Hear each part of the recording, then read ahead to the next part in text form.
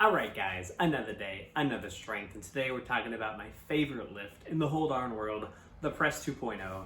That's right, the overhead press from the starting strength world 2.0 with the little hip movement at the start, the Olympic press, some call it, right?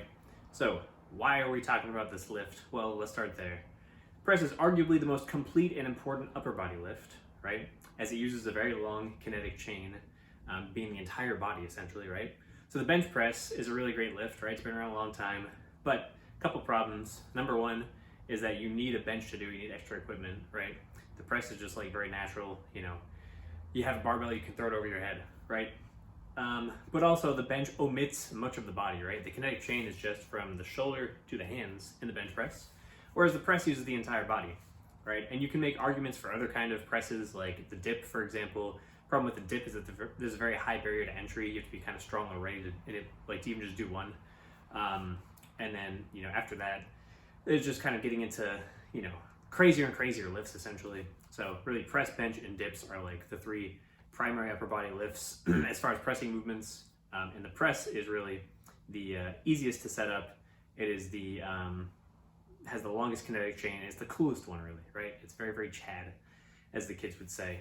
But yeah, presses in general are a natural human movement pattern, and the benefits of pressing are going to be present with any type of press, right? So this is the Press 2.0, but you're still going to get benefits from strict pressing, from doing push press even, right? All that good stuff. So prime movers in the press, we have the delts, all three heads of the delt, the pecs, the triceps, the biceps, and the traps. Quick note about the triceps, right? Very important for overhead movements is the long head of the tricep, which kind of gets misunderstood a lot, I feel like, and I'll talk about that more in depth in a later series, but that is going to come into handy here a little bit, right? Postural muscles, we've got the abs, the spinal erectors, the quads, and the glutes. So basically the opposite of the squat, right? The squat, all the upper body is contracting asymmetrically. The legs and the hips and knee joint are doing the moving, essentially an ankle joint. In the press, we have the shoulder and elbow joint doing the moving of the bar, producing the force, and then the everything below that is basically transferring force from the floor up to your hands. As far as the technique goes, right, very similar to the squat in that the midfoot is incredibly important. You want to stay balanced, right? You don't want to be falling over during the press. The bounce, hip bounce, very, very important, right? The people have trouble with that, but that is a crucial part of the Press 2.0. If you get really, really good at that, you can press a ton of weight, and it turns into like a crazy circus act essentially, but that's just part of the charm of the lift, right? So you throw the hips, bar bounces in the air, then you kind of like contort under it and get tight, and then you kind of lock it out. So like look up Chase Lindley's 405 press if you're curious about that. But yeah, very cool stuff.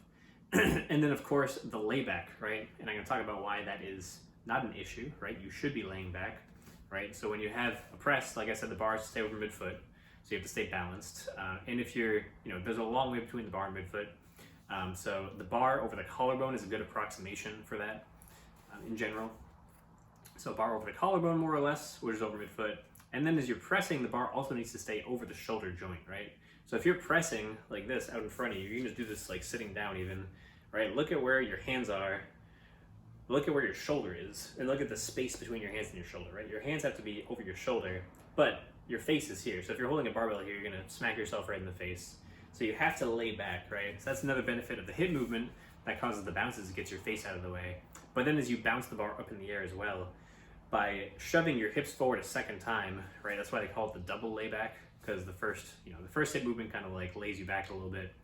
And then there's the second hip movement, which is the double layback, which gets you under the bar, gets your shoulders under the bar, and that creates a more mechanically efficient movement. So that way, the middle of the foot, the shoulder and the barbell are on alignment. There's an article on the Starting Strength website by James Rogers explaining all that more in depth if you would care to check that out. But yeah, that's basically the nitty-gritty of the lift, right? So it's a very practice-dependent lift because you have to get good at throwing the bar up, getting under it, staying tight, not throwing it forward or backward, all these little things, and they all add up. So the most common errors in the press, the grip is a big one, right? A lot of people just like to take a super wide grip for whatever reason in the press, but that causes issues with moment arms in that, your hand is way out here, your shoulder's way over here, your elbow's way over there. There's like force from there to there, and then from there to there, and then from there to there. So if you just kind of like stack everything all as close together as you can get it, right? So your hands are going to be like just outside shoulder width is where I would kind of describe it, but you know, more or less kind of almost in line with where your actual shoulder is. There's the shoulder joint right here. And then you also have your elbows a little bit in front of the bar at the start, right? So that's the proper rack position, proper grip. So a nice close grip.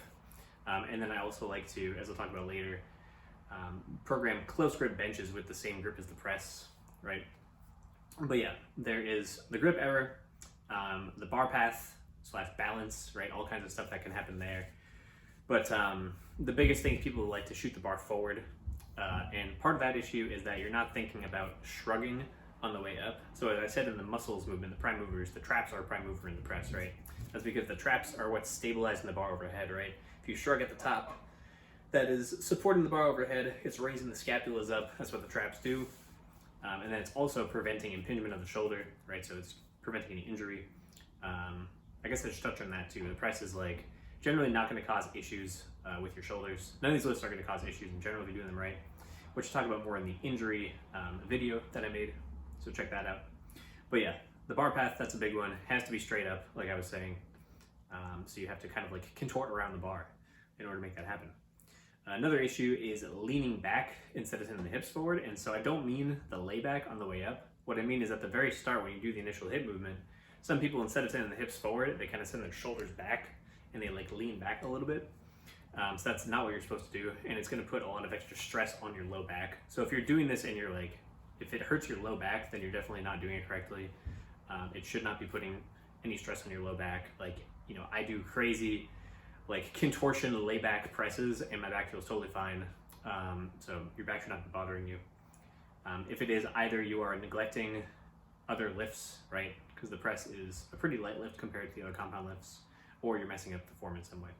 And then the last form error that I see a lot is bending the knees when you do the hip movement. So it's not a push press, you don't want to bend your knees. And if you're doing it to such a degree that it's lifting the bar up, then that's cheating basically. And then if you're bending the knees by accident, then it's still inefficient because you're kind of breaking the kinetic chain and then force can leak out through that knee joint. So you're not effectively transferring force all the way up to your hands like you should be. But yeah, as far as the variations go, the press is very, very specific. You have to practice it a lot. So movements that are more similar to the press are generally going to lend themselves better to pressing. So the strict press and the pin press are really like the two bread and butter supplemental pressing movements. And then beyond that, so as far as pin press goes, by the way, I should say, you can set it like anywhere you want to. So if you have a tougher time, you know, lock out of the press, then you can set it higher up. If you have a tougher time around your forehead, then set it like, you know, around your nose, your eyebrows or something, a little bit lower than that. My second favorite is the bench press, right? And also any variation of incline bench press and specifically close grip variations of those, right? So close grip bench and then close grip incline bench, you know, all the way up to like 75 degrees on the incline. That one gets a little dicey because you have to like not hit your face but still keep the bar path straight, and that was pretty tough. But that is what the AD press, right? The anterior delt press or alpha destiny press, great movement.